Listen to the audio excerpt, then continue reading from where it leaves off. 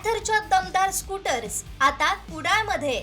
ॲथर 450 आणि ॲथर रिस्टा. आजच भेट द्या Ather showroom, Mumbai Goa highway, Kudal. Hotel spice कोकणच्या समोर. संपर्क 9730 10 64 77.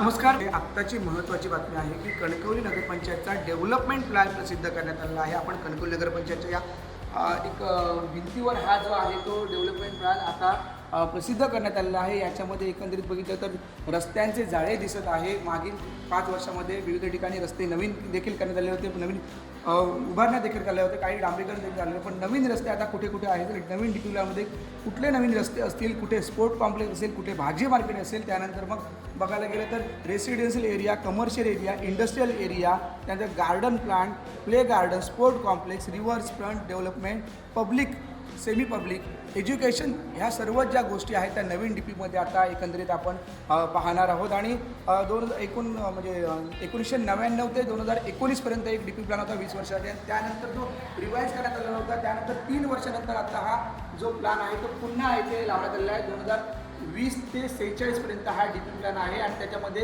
नगरपंचायत बाउंड्रीज आहेत, नंतर कंजेस्टेड एरिया आहे, city survey number, section layout, अशा पद्धतीने सर्व जे बिल्डिंग फ्रंटेज, वेगवेगळ्या ब्ल्यू लाईन्स, रेल्वे लाईन्स, ह्या सर्व ज्या लाईन्स कुठे आहेत, बॉर्डर्स कुठे आहेत, त्या दाखवण्यात आलेल्या या प्लॅनमध्ये. ह्या प्लॅनच्या प्रसिद्धी करण्यात आलेली आहे. आणि एकंदरीत जर नागरिकांना याबद्दल काही शंका असेल किंवा काही सूचना असतील किंवा तक्रार असेल तर नगरपंचायत प्रशासनाकडे याचं त्यांनी अर्ज करायचा आहे. यामध्ये मार्च 25 अखेरपर्यंत ही मुदत आहे असं एकंदरीत नगरपंचायत प्रशासनाकडून समजत आहे. पण मुख्याधिकारी गौरी पाटील यांच्या सांगण्यानुसार किंवा नगराध्यक्ष संदेश पारकर यांच्या संदर्भात नेमकी भूमिका जाहीर करतील कधीपर्यंत असेल. पण सध्या तरी बघतोय की आपण आता कणकवलीमध्ये ह्या जो नवीन डीपी प्लॅन आहे तो डीपी प्लॅन प्रसिद्ध करण्यात आलेला आहे. त्याच्यामध्ये वेगवेगळे म्हणजे बस स्टँड आहे, गार्डन आहे, त्यानंतर एस टी स्टँड आहे, त्यानंतर विविध नवीन आरक्षणं असतील, ग्रीन झोन कुठे आहे, कमर्शियल कुठे आहे, रेसिडेन्शियल एरिया कुठे आहे, हे आज प्रसिद्ध करण्यात आले. आणि पुढील 20 वर्षासाठी हा प्लॅन असेल.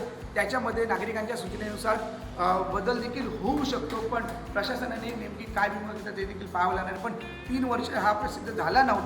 1999 पासून ते 2019पर्यंत हा मागचा डीपी प्लॅन होता आणि त्यानंतर हा नवीन डीपी प्लॅन आता प्रसिद्ध झालेला आहे आपल्याला असं दिसत आहे.